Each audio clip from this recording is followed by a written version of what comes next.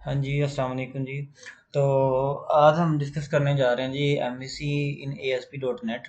तो सबसे पहले तो हम ये देखते हैं ना कि प्रोजेक्ट कैसे क्रिएट करते हैं। तो मोस्टली मैं कोशिश करूँगा कि ये थोड़ा सा फास्ट हो, क्योंकि जितना भी हम बना रहे हैं ना सारा ट्यूटोरियल, ये कम से कम आप लोगों का टाइम ले। तो शुरू करते हैं जी। सबसे पहले तो क्रिएट न्यू प्रोजेक्ट पे क्लिक करना है। तो ये भी बेसिक क्वेश्चन आ सकता है जी कि क्या सर्च करते हैं। ASP.NET MVC सर्च करते हैं जी, वहाँ पर दो आते हैं। एक .NET फ्रेमवर्क C# वाला आता है, ठीक है जी, ये वाला। और एक ये जो नीचे आ रहा है जी हमारे पास विजुअल बेसिक वाला, एक ये आता है। तो हमने ये C# वाला सेलेक्ट करना होता है, क्योंकि हम C# पढ़ रहे हैं। शार्क जो भी है, प्रोजेक्ट का नेम आप कुछ भी रख सकते हैं, ठीक है, वट एवर जो भी आप लोगों ने रखना है। बाकी सारी चीज़ें फिलहाल के लिए करते हैं इग्नोर। और मेक श्योर कि जब आप वेब एप्लीकेशन बना रहे हैं तो आप MVC का टेम्पलेट अपना चूज़ करें, ठीक है। तो ये हमारे पास यानी कि MVC बनाएगा। तो MVC मैं फर्दर आगे डिफाइन करता हूँ जी क्या है। क्रिएट पे क्लिक करते हैं जी, हमारा प्रोजेक्ट क्रिएट हो रहा है। तो क्रिएट होने के बाद हमारे पास ये स्क्रीन आ जाती है जी। तो इसके अंदर हमारे पास जो बेसिकली कुछ चीज़ें हैं वो मैं अभी आपको यानी कि जो मोटी मोटी चीज़ें वो मैं आप लोगों को बता देता हूँ जी। सबसे पहले हमारे पास होता है जी कंट्रोलर। तो कंट्रोलर के अंदर हमारे पास क्या होता है जी, MVC के हिसाब से चलते हैं। पहले आता है जी मॉडल। मॉडल्स के अंदर हमारे पास होती हैं जी क्लासेस। क्लासेस के अंदर हमारे पास डिफरेंट किस्म का डाटा भी आ सकता है, दैट कैन होल्ड एनीथिंग, ठीक है। क्लासेस का हम लोगों को पता है, हमने जावा के अंदर पढ़ी थी।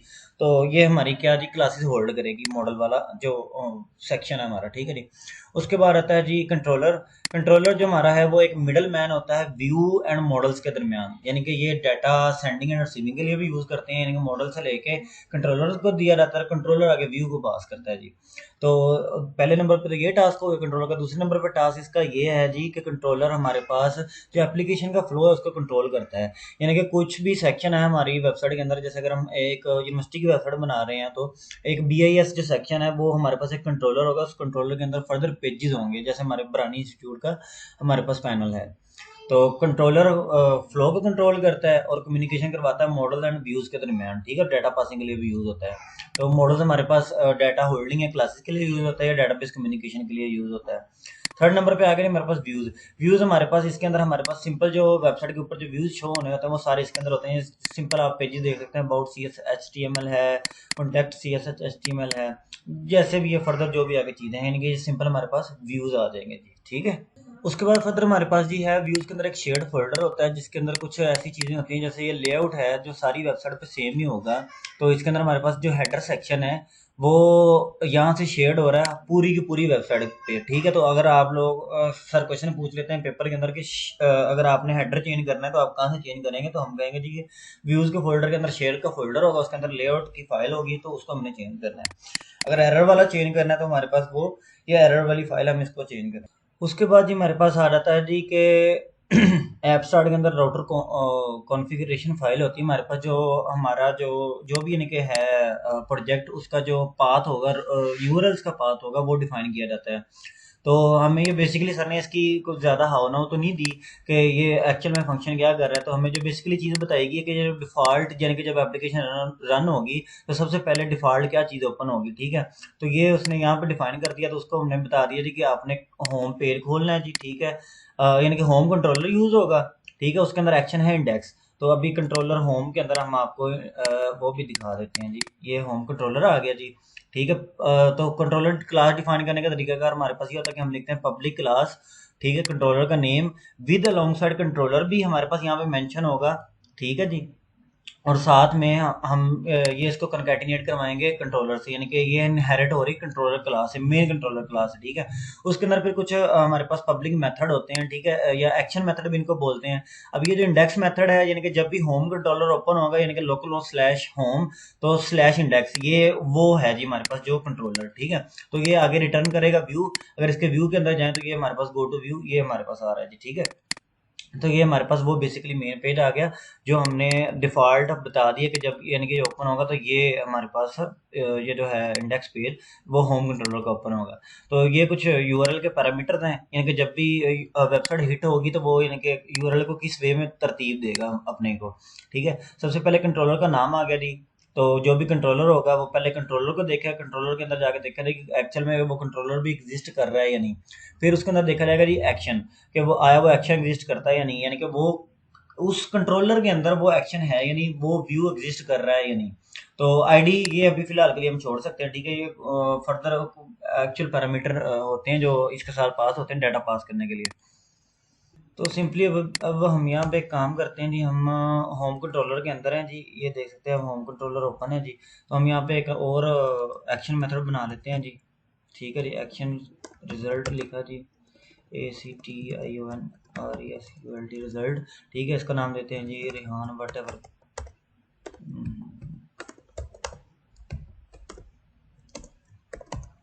ठीक होगा जी। हमने रेहान नाम का एक बना लिया जी एक्शन मेथड। इसको रिटर्न करवा देते हैं जी व्यू,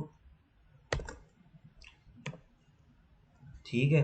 तो अभी हमारे पास एक तो मेथड ये होता है कि हम यहाँ से व्यू बना लें, या इसका हम यहाँ पे जाके वैसे बाय डिफ़ॉल्ट रेहान के नाम पर व्यू बना लेते हैं। हम यहाँ पे सिंपली क्लिक करते हैं, ऐड व्यू पे क्लिक करते हैं जी, और इसका एक हमने व्यू बना दिया जी। तो मॉडल क्लास हम इसका टेम्पलेट हम दे देते हैं जी एक दफ़ा डिटेल्स वाला, ठीक है जी। मॉडल क्लास हमारे पास कोई भी नहीं है, तो एक दफ़ा इसको कोई भी एक दफ़ा दे देते हैं, क्योंकि हमने मॉडल क्लास बनाई नहीं है। तो बेसिकली ये हमारे पास एक्शन मेथड बनाने का तरीकाकार भी आ गया, और एक्शन मेथड के बाद हमारे पास व्यू बनाने का भी तरीकाकार आ गया जी। ये आप लोगों को होपफुली क्लियर होगा। तो CSHTML क्या होती है? CSHTML के अंदर हमारे पास यानी कि C# की कोडिंग भी आती है और HTML की कोडिंग भी आती है। तो अगर सिंगल लाइन कोडिंग होगी तो ऐड मॉडल लिख के तो हम उसके आगे यानी कि C# का कोड लिख सकते हैं, और अगर मल्टी लाइन कोड होगा तो @ लिख के, तो यानी कि आगे ब्रैकेट लगा के, तो उसके अंदर हम मल्टी लाइन कोड भी लिख सकते हैं जी, ठीक है जी। व्यू बैग ये पूरा एक चैप्टर है, अभी हमने पढ़ा नहीं है, ठीक है। तो सिंपली अगर देखा जाए तो व्यू बैग को हमने एक उसका कोई फंक्शन है वो कॉल किया डॉट टाइटल, ये हमारा यानी कि टाइटल बना देगा जो हमारे पास शो होगा हमारे ब्राउज़र के अंदर। अगर देखा जाए तो मैं अभी, बल्कि शो नहीं होगा क्योंकि इसको वो जो हमने मॉडल क्लास दी वो एक्चुअल में सही एग्जिस्ट नहीं करती। तो यानी कि ये जहाँ पे जो आ रहा होता है ना हमारे पास टाइटल, ये यहाँ पे जो टाइटल शो होगा वो वाला टाइटल ये बताएगा व्यू बैक टाइटल में। तो ये हमारे पास सिंपल H2 आ गया, ये सभी लोगों को पता है, ठीक हो गया जी। तो दूसरा काम अभी हम ये करते हैं कि हम क्लास क्रिएट करते हैं। तो उसके लिए हमने ये मॉडल के ऊपर राइट क्लिक करना है जी, ऐड पे गए और क्लास पे क्लिक किया जी। तो कोई भी क्लास यहाँ पे ऐसे क्रिएट कर ली, तो उसके अंदर हम गेटर सेटर सेट करते हैं जी, कुछ भी पब्लिक इंट ID, ठीक है जी, पब्लिक स्ट्रिंग नेम, ठीक है जी। तो अभी सिर्फ इनको सेव करवा देते हैं, और एक और हम ना जी क्रिएट करते हैं, इसी को दोबारा रिक्रिएट कर लेते हैं जी। ऐड व्यू करते हैं जी, MVC5 व्यू, और इसको हम कह देते हैं जी लिस्ट पेज हमारे पास बनाते हैं। और मॉडल क्लास क्या होगी जी, क्लास 2। इसके अंदर से जितने पैरामीटर होंगे वो उसके हिसाब से एक फाइल बना देगा जी। तो वो हमारे पास बन चुकी है जी। अभी इसके अंदर देखते हैं जी। अच्छा जी, तो ये @HTML यानी कि ये HTML का कोई भी यानी कि HTML के साथ हमने C# की कोडिंग करनी है तो हम उसके लिए यूज़ करते हैं। डॉट एक्शन लिंक ये हमारे पास जैसे हम हाइपर लिंक क्रिएट करते हैं उसके लिए यूज़ होता है। तो फर्स्ट में हमारे पास जो पैरामीटर पास हुआ है ये उसका स्ट्रिंग नेम है, ठीक है, जो हमने उसका नेम पास किया। और दूसरे नंबर पे हमने उसको क्या पास किया जी, कि जो हमारे पास हमारी सेम कंट्रोलर क्लास के अंदर अगर हमारे पास जो भी हमारा पब्लिक एक्शन मेथड होगा, जैसे कि अगर मैं अभी आपको ये होम कंट्रोलर के अंदर दिखाऊं तो ये जितने मेथड हैं ये सारे इसके अंदर एक्सेसिबल हैं rehan.cs.html के अंदर। तो अगर तो आप इनके कंट्रोलर भी डिफाइन करना चाह रहे हैं तो आप ऐसे साथ में कंट्रोलर भी डिफाइन कर सकते हैं जी। तो सिंपली ये हमारे पास एक्शन मेथड है, तो थर्ड पैरामीटर इसका आ जाएगा जी, कि हमारे पास जो हमारा होगा कंट्रोलर, अगर वो होम कंट्रोलर नहीं है दूसरा कंट्रोलर है तो वो आ जाएगा। तो simply HTML dot action link, पहला पैरामीटर नेम आ गया, जिस नेम के साथ वो लिंक बनेगा href, ठीक है। तो दूसरा पैरामीटर आ गया कि जो हमारा एक्शन मेथड होगा कि यानी कि कौन सा लिंक उसके ऊपर ओपन होना है। ओके हो गया जी। थर्ड पैरामीटर आ जाएगा हमारे पास, अगर सेम क्लास के अंदर तो आपको कोई मसला नहीं, फॉरवर्ड करें उसके साथ थर्ड पैरामीटर तो ठीक है, ना भी करें तो कोई मसला नहीं। अगर किसी दूसरे कंट्रोलर का है वो, तो फिर आपको यहाँ पे कंट्रोलर का नाम बताना जरूरी है जी। तो ये हमें सर ने बताया था जी। तो इसका मतलब ये है कि डिस्प्ले नेम फॉर का मकसद होता है जी कि जो उस मॉडल का नेम है ना जी, जो इसका नेम होगा एक्चुअल में जो क्लास 2 के अंदर हमने लिखा है जी, ये name same as it is वहां पे शो हो जाएगा हमारे पास, ठीक हो गया जी। नेम फॉर क्या शो करवाता है जी, कि जो एक्चुअल उसका पैरामीटर का जो मॉडल हमने पास किया है उसका जो एक्चुअल नेम है वो शो करवा देगा। और जो डिस्प्ले 4 है ये उसकी वैल्यू शो करवाएगा। ये फॉर ईच लूप लगा हुआ है जी, ठीक है। तो इसके अंदर ये हमने बताया हुआ कि वार आइटम ये एक वेरिएबल डिक्लेयर हुआ है, लोकल वेरिएबल है, ठीक है। और दूसरे नंबर पे ये हमारे पास आ गया जी कि मॉडल के अंदर जितने भी हमारे पास कंटेंट होगा उतनी दफ़ा ये लूप चल जाएगा फॉर ईच आइटम। ठीक है जी। तो डिस्प्ले नेम फॉर हमारे पास यूज होता है कि उसी पैरामीटर का एक्चुअल नेम शो करवा देगा जो कि हमारे पास नेम है, यानी कि जब भी एक लिस्ट बनेगी उसके ऊपर यानी कि लिखा होगा नेम, ईमेल, ये वो फलां फलां जितनी भी सारी चीज़ें होंगी उसके लिए हम HTML dot display name for use करेंगे जी। और फिर दूसरे नंबर पे हमारे पास आ गया जी डिस्प्ले फोर। तो ये डिस्प्ले फोर हमारे पास यूज होता है जी जो भी यानी कि आइटम के अंदर उसकी डिटेल होगी, यानी कि नेम के अंदर आ सकता है, सर्टिफिकेट आ सकते हैं, या यानी कि जो भी यानी कि हमने आईडी सेव करवाई होंगी। और ये फिर हमारे पास ये तीन चीज़ें हमने अभी तक पढ़ी है जी। तो अभी आ जाते हैं जी इधर, ये कुछ बेसिक क्वेश्चन है। What is ASP.NET MVC? तो इसका भी गूगल से आपको देख कर बताते हैं कि एक्चुअल में इसके अंदर क्या है। ठीक है जी। ASP.NET MVC is a web application framework developed by Microsoft that implement, ये लिखने का कोई फायदा नहीं है। ठीक है, तो आप सिंपली ये लिख सकते हैं कि जी वेब एप्लीकेशन फ्रेमवर्क है जो मॉडल व्यू कंट्रोलर पैटर्न पे काम करता है। तो बस ये यानी कि मोटी मोटी जिसकी डेफिनेशन है। What is ASP.NET MVC? तो हमारे पास अगर यही देखें तो हमारे पास ये दोनों चीज़ें कवर हो जाएंगी कि क्यों यूज़ भी होता है और क्या है ये। तो based on ASP.NET MVC allow software developer to build a web application as a composition of three roles. ठीक है, इसके अंदर तीन रोल्स होते हैं, मॉडल होता है, व्यू होता है और कंट्रोलर होता है जी। ठीक है। MVC model define web application with three logical layer, model business layer, ठीक है, इसको क्लासेस भी बोल सकते हैं, व्यू डिस्प्ले लेयर, और फिर तीसरे नंबर पे जो कंट्रोलर आ जाएगा वो हमारे पास कंट्रोलर क्लास होती है जो एप्लीकेशन का फ्लो कंट्रोल करती है जी। तो वेब एप्लीकेशन फ्रेमवर्क है जी जो मॉडल व्यू कंट्रोलर पैटर्न पे काम करता है। इन शॉर्ट सिंपल डेफिनेशन ये। तो ये how to make a new ASP.NET MVC application, तो ये सिंपल सा तरीकाकार है कि आपने विजुअल स्टूडियो ओपन करना है, न्यू पे क्लिक करना है, ASP.NET MVC सर्च करना है, तो उसके अंदर C# वाली सिलेक्ट करनी है जी। और मेक श्योर करना है जी कि आपका टेम्पलेट MVC वाला सिलेक्टेड हो, तो आप एक MVC एप्लीकेशन बना लेंगे जी। तीसरे नंबर पे क्वेश्चन है knowing the basic folder structure of ASP.NET MVC application. ठीक है, बेसिक फोल्डर स्ट्रक्चर ये मेरे ख्याल इसकी बात की जा रही है जो हमारे पास है जी। तो इसके अंदर तीन बेसिक फोल्डर होते हैं जो हम बेसिकली डील करते हैं, कंट्रोलर है, मॉडल है और हमारे पास व्यू है जो मेन है। या थोड़ा सा और देखा जाए तो ऐप स्टार्ट भी इसके अंदर आ जाएगा जी। तो how to run ASP.NET MVC application, तो इसके लिए कंट्रोल F5 शॉर्टकट की है जी। और दूसरे इसके अंदर यानी कि एक प्ले वाला बटन आ रहा होता है या रन वाला बटन आ रहा होता है जी, तो उसके जरिए हम इसको रन कर सकते हैं। What is model? मॉडल बता दिया जी कि हमारे पास क्लासेस होती हैं इसके अंदर। व्यू के अंदर हमारे पास जो डिस्प्ले शो होना है CSS HTML के सारे यानी कि चीज़ें इसके अंदर आ जाएंगी। कंट्रोलर ये फ्लो कंट्रोल करेगा और मॉडल और व्यू के दरमियान कम्युनिकेशन करवाएगा। और how to write a URL, ये देख लेते हैं। How to write a URL, तो इसका बेसिकली अगर देखा जाए तो यही बनता है कि सबसे पहले लोकल होस्ट आएगा, फिर उसके बाद कंट्रोलर क्लास कंट्रोलर आएगा। कंट्रोलर के बाद उसका जो फर्दर एक्शन मेथड है वो हम लिखेंगे जी, तो हमारे पास एक यूआरएल बन जाएगा जी। तो कहते हैं why MVC meets the default URL controller and action method. तो ये देखा जाए तो हम इग्नोर कर सकते हैं क्योंकि हमें इसका पता भी नहीं और ना हमने ये पढ़ा है। अगले क्वेश्चन पे आ जाते हैं where the default URL is defined. ठीक है जी, तो ये आप लोगों को बताया हुआ है यहाँ पे कि ऐप स्टार्ट के अंदर router config dot C S की फाइल होती है उसके अंदर होता है जी। तो आगे चलते हैं जी नेक्स्ट क्वेश्चन पे। 11 नंबर क्वेश्चन है जी how to make the default URL of your own choice. तो वो राउटर डॉट कॉन्फिग के अंदर से आप यानी कि जैसा भी चाहें उसको बना सकते हैं जी। तो how to pass parameter to an action method, action method को पैरामीटर कैसे पास करते हैं जी। तो एक्शन मेथड को बेसिकली पैरामीटर पास करने कैसे करने हैं जी। तो हम बेसिकली अगर हमारे पास जब डिटेल्स वाला पेज होगा तो हम सिंपली यहाँ पे क्या करते हैं जी, जो भी हमने मॉडल क्लास बनाई हुई, जैसे हमने स्टूडेंट की क्लास बनाई थी तो उसके अंदर कुछ गेटर सेटर थे, तो स्टूडेंट का पहले सबसे पहले ऑब्जेक्ट बनाएंगे जैसे भी जो भी ऑब्जेक्ट बनाने का तरीका कार है ये कुछ इस तरीके से ऑब्जेक्ट बनता होता है जी। ठीक है, ये ऑब्जेक्ट बनने के बाद ऑब्जेक्ट डॉट नेम लिखते हैं जी और उसके अंदर अपनी वैल्यू रखवाते हैं जी। और जितने भी आपने गेटर सेटर लगाए होंगे वो ऐसे करके आप तो हम वो सिंपल उसको फॉरवर्ड कर देते हैं जी, वो वही ऑब्जेक्ट अपना। ठीक हो गया जी। तो इसके बाद 13 नंबर आया था how to make an int parameter nullable. ये सर ने बताया था, अभी देख लेते। तो सिंपली ये तरीकाकार है जी, इसका जो भी एक्शन मेथड होगा उसके अंदर आपने ये इंट सवाल यानी साथ कोई भी यानी कि अपना जो वेरिएबल डिक्लेयर करवाना वो लिख देना जी, तो ये नलेबल हो जाएगा। अगले क्वेश्चन पे चलते हैं जी। How to add a new controller. ठीक है, न्यू कंट्रोलर कैसे ऐड करते हैं जी। कंट्रोलर वाली क्लास के ऊपर क्लिक करते हैं जी, ऐड पे जाते हैं और कंट्रोलर पे क्लिक करते हैं और हमारे पास न्यू कंट्रोलर बन जाता है जी। उसके बाद आ गया जी, कौन सा क्वेश्चन था, हाँ जी, how MVC find view of a specific action method. MVC कैसे फाइंड करता है view of specific action method का? सबसे पहले वो जो भी कंट्रोलर होता है उसके अंदर जाता है, फिर वो देखता है कि एक्शन रिजल्ट एग्जिस्ट कर रहा है, तो एक्शन रिजल्ट का देखता है जी कि वो अगर सेम मैच हो रहा था इंडेक्स के साथ, ठीक है, तो रिटर्न व्यू जब हो रहा है तो इसके अगर हम देखें तो गो टू व्यू के अंदर जाएं, तो हमारे पास वो फिर व्यू वाले फोल्डर के अंदर जाता है और सेम उसी नेम का वो देखता है कि व्यू एग्जिस्ट कर रहा है। अगर इंडेक्स के नाम को ये देखें व्यू हमारे पास यहाँ पे एग्जिस्ट कर रहा है, तो ये हमारे पास व्यू वहाँ पे शो हो जाएगा उसके अंदर ब्राउजर के अंदर, जब भी यानी कि कोई यूआरएल हिट होगा। तो जी अगला क्वेश्चन है, which location are search by MVC to find a view.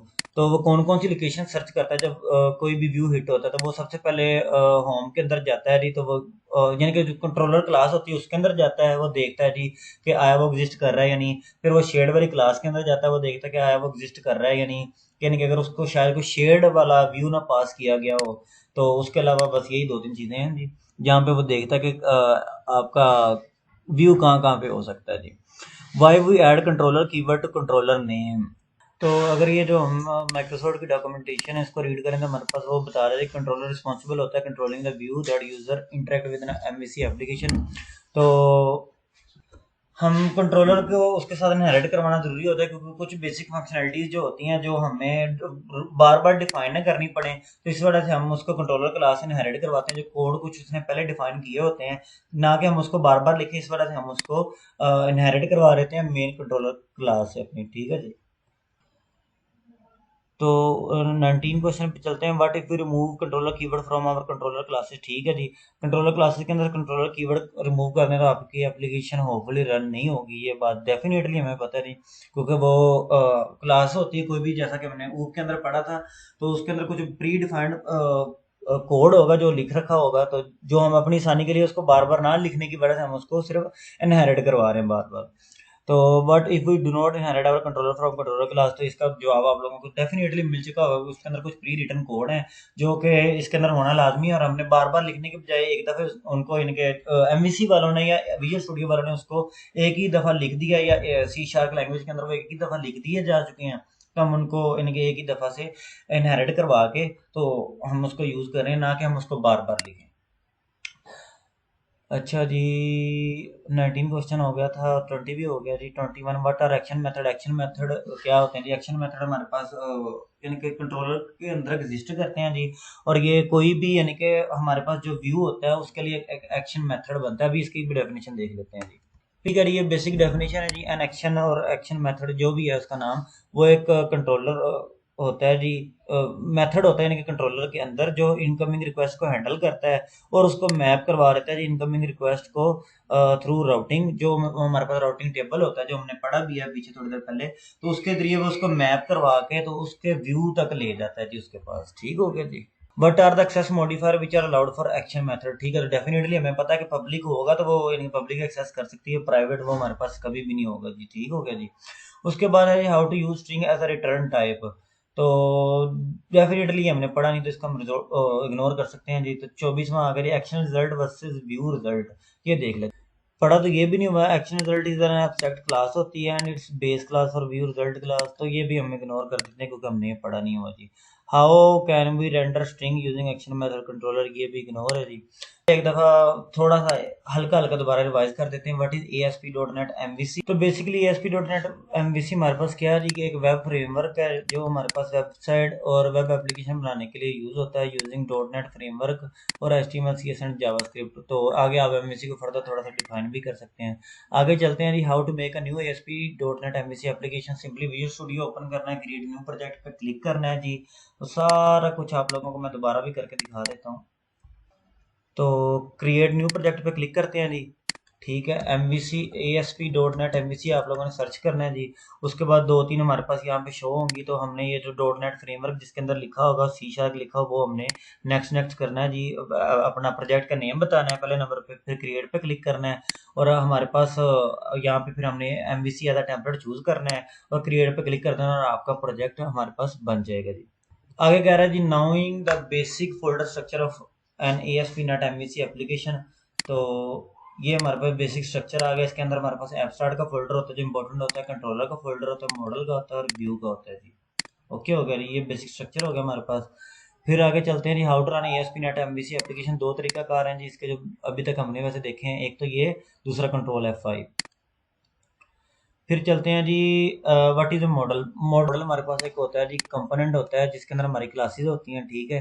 या ये हमारे पास डेटाबेस के साथ कम्युनिकेशन करवाने के लिए यूज़ होता है, ये लिखा भी हुआ है, ठीक है जी। बड़े भाई से पूछा था, वो ये कह रहा था कि मॉडल एक्चुअली क्लासेस होल्ड करता है, डेटाबेस ना भी लिखे तो कोई मसला नहीं, एक्चुअल में इसके अंदर क्लासेस होती हैं। तो बेसिकली हमने बनाई भी इसके अंदर क्लासेस और इसके अंदर बननी भी क्लासेस ही हैं।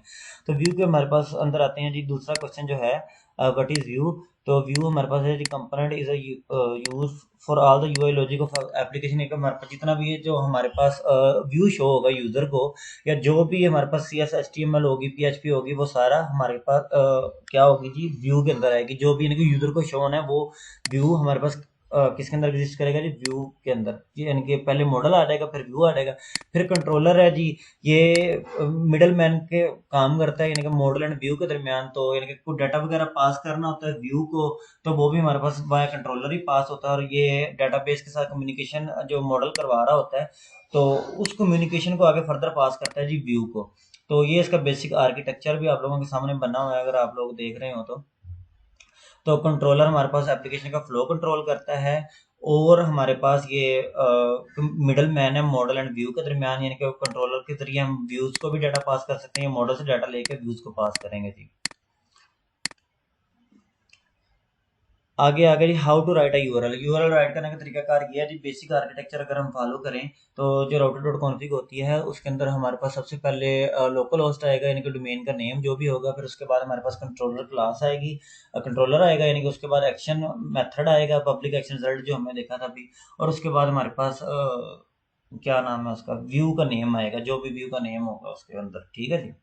यानी कि बेसिकली देखें, सबसे पहले होम कंट्रोलर आ गया, फिर उसके बाद हमारे पास जो उसके अंदर पब्लिक एक्शन मेथड था, वो आ गया। तो यही है जी, how to write a URL का जवाब। उसके बाद देखते हैं जी, how to make the default URL of your own choice.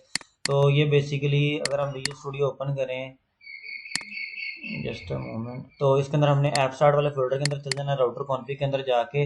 तो वहाँ पे एक डिफ़ॉल्ट नेम का कुछ पैरामीटर लिखे हों, सॉरी, ये यूआरएल नेम के कुछ पैरामीटर लिखे होंगे, तो इसको हम मॉडिफाई करके अपने हिसाब का यूआरएल बना सकते हैं जी। ओके हो गया जी। तो why M C made the default URL controller and action method name. तो बेसिकली ये मेरे ख्याल पहले भी स्किप किया, दोबारा स्किप कर देते हैं। Where are the default URL is defined, तो ये वो ऐप डॉट कॉन्फ़िग के अंदर डिफाइन होते हैं, जो अभी हमने खोली थी। How to make a default URL, ये सच ही कर लिया है यार। How to make an int parameter nullable, ठीक है। इसका बेसिकली वो तरीकाकार अभी आप लोगों को दिखाया था कि इंट को कैसे, वो वही था, यानी कि वो उसके अंदर सवालिया निशान डाल के इंट ऐसे करके जी इंट डालना है आपने, और उसका कोई भी साथ वो आपने बता देना है, जो जो भी उसका यानी कि वेरिएबल होगा साथ। तो आगे हमारे पास 14 नंबर आ गया, how to add new controller. New controller कैसे ऐड करते हैं, तो बेसिकली इसके दो तरीकाकार हैं। पहले नंबर पे तो ये कंट्रोलर के ऊपर क्लिक करें, राइट क्लिक करें, और ऐड पे क्लिक करें, कंट्रोलर ऐड कर दें। तो बल्कि यही तरीकाकार है जो अभी तक हमने पढ़ा है। तो दूसरा शायद पढ़ा हो तो वो मेरे जहन में नहीं है। तो how MBC find a view specific action method. तो सबसे पहले वो क्या करता है जी, कि वो कंट्रोलर देखा जाता है कि कंट्रोलर एग्जिस्ट कर रहा है या नहीं। कंट्रोलर हमने पढ़ा कि वो एप्लीकेशन का फ्लो कंट्रोल करता है। फिर कंट्रोलर बताता है जी कि फलां एक्शन मेथड को कॉल किया गया, वो एक्शन मेथड का व्यू देखा जाता है कि आया कि उसका व्यू बना है या नहीं बना। तो वो फिर अगर व्यू उसका बना होगा, तो वो व्यू वाले फोल्डर से उसका व्यू फेच करवा लिया जाएगा, जैसे ये व्यूज कुछ पड़े हैं। तो why we add controller keyword to controller name. तो कंट्रोलर कीवर्ड ऐड करना जरूरी होता है, ये एमबीसी को बताता है कि ये एक्चुअल में कंट्रोलर है, या अभी इसकी बेसिक डेफिनेशन भी देख ले। हाँ जी, वो यही है कि यानी कि उसको बताना होता है लाजमी कि ये कंट्रोलर कीवर्ड, तो यानी कि उसको आइडेंटिफाई करना इजी हो जाता है जी। तो why we inherit every controller from controller base class. Controller base class से इनहेरिट इसलिए करवाते हैं, कंट्रोलर बेस क्लास के अंदर कुछ बेसिक फंक्शनैलिटीज जो डिफाइन कर दी गई होती हैं, जो इनके बार बार हमें ना लिखनी पड़े, तो उसको अवॉइड करने के लिए हम बार बार उसे कंट्रोलर क्लास से इनहेरिट करवा देते हैं, ना कि हम बार बार वो कोड लिखें, ठीक है जी। But if we remove controller keyword from our controller classes, तो ये डेफिनेटली काम नहीं करेगा जी। बल्कि हम इसको ऐसा करते हैं, हम इसको चेक भी कर लेते हैं जी। हमारे पास ये अगर होम कंट्रोलर, ठीक है, हम ये देते हैं जी उड़ा, ठीक है, और इसको करते हैं जी रन। होम कंट्रोलर के साथ हमने होम कीवर्ड जो था वो हमने दिया जी, कर कर दिया डिलीट। तो डेफिनेटली एप्लीकेशन रन नहीं हुई, एरर आ जाएगा जी हमारे पास, ठीक है जी। तो फिर आगे आगे 20, what if we do not inherit our controller from controller class, वो क्लास रन नहीं होगी। ये अभी हमने पढ़ा है, ठीक है। डेफिनेटली अगर आप लोग चाहें रन करके भी देख सकते हैं। हाउ 20 के बाद 21 आ गया, what are action method. Action method हमारे पास क्या होते हैं? एक्शन मेथड हमारे पास होते हैं जी कि कंट्रोलर के अंदर हैंडल करते हैं इनकमिंग रिक्वेस्ट को, और फिर उन्हीं एक्शन मेथड का कोई कोई व्यूज बनाए जाते हैं, और थ्रू राउटिंग उनको वो जो व्यू होता है वो मैप करवा दिया जाता है यूजर को। यानी कि ये जो हमारे पास गूगल का एक व्यू आया है ना, ये किसी कंट्रोलर के तहत ही आया है, ठीक है जी। तो कंट्रोलर के अंदर यानी कि एक एक्शन मेथड था गूगल इंडेक्स के नाम से, तो वो हमारे पास इनकमिंग जो हमने रिक्वेस्ट भेजी गूगल को, तो वो रिक्वेस्ट गई कंट्रोलर के पास। कंट्रोलर ने आगे देखा कि एक्शन मेथड एग्जिस्ट करता है या नहीं इंडेक्स के नाम का। तो फिर उसने जो रिक्वेस्ट आई थी उसके करस्पॉन्डिंग इंडेक्स का व्यू देखा, क्या आया उसका व्यू है या नहीं है, तो फिर हमने वो व्यू हमें शो करवा दिया गया जी। आगे आगे 22, what are the access modifier which are allowed for action method. तो एक्सेस मॉडिफायर सिर्फ पब्लिक ही होता है इसके लिए, ठीक है जी। How to use string as return type, ये हमने नहीं पढ़ा, इसको इग्नोर करें। एक्शन रिजल्ट, ये भी एंड वाले सारे इग्नोर हैं। तो अब मेरी तरफ से अस्सलाम वालेकुम सभी बहनों और भाइयों को, दुआओं में याद रखिएगा जी। अल्लाह।